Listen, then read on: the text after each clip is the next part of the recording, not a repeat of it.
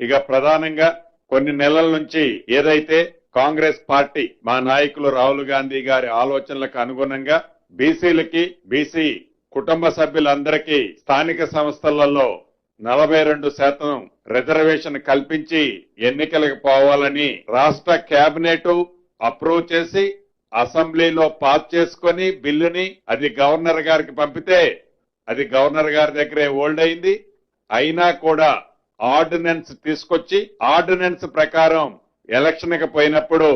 కొంతమంది ఛాలెంజ్ చేసిన దాని ప్రకారం రాష్ట్ర హైకోర్టు దాన్ని స్టే విధించడం జరిగింది. స్టే విధించిన తర్వాత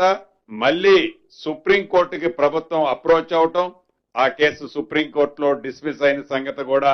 మీ అందరికీ తెలిసిందే. చిత్తశుద్ధితో ఈ ప్రభుత్వం బీసీలకి 42% రిజర్వేషన్ కల్పించాలని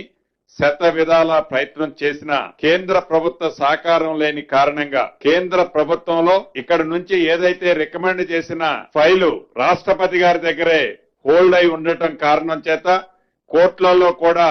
ప్రభుత్వానికి వ్యతిరేకంగా నిర్ణయం వచ్చిన కారణం చేత రాష్ట్ర ప్రభుత్వం కోర్టులో ఫైట్ చేస్తూనే ఏదైతే 15th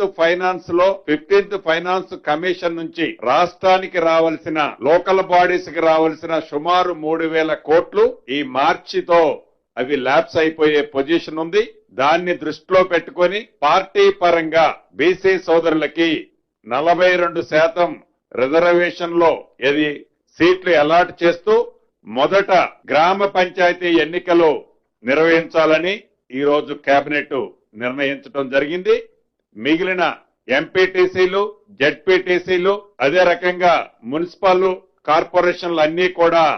కోర్టులో ఒక కంక్లూజన్ వచ్చిన తర్వాతనే వాటిని నిర్ణయం తీసుకోవాలని కూడా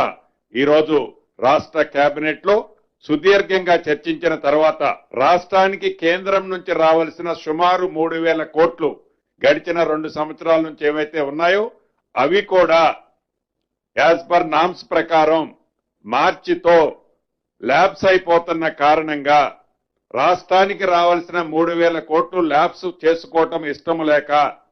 స్థానిక సంస్థలు ఓన్లీ గ్రామ పంచాయతీ ఎన్నికలు పెట్టాలని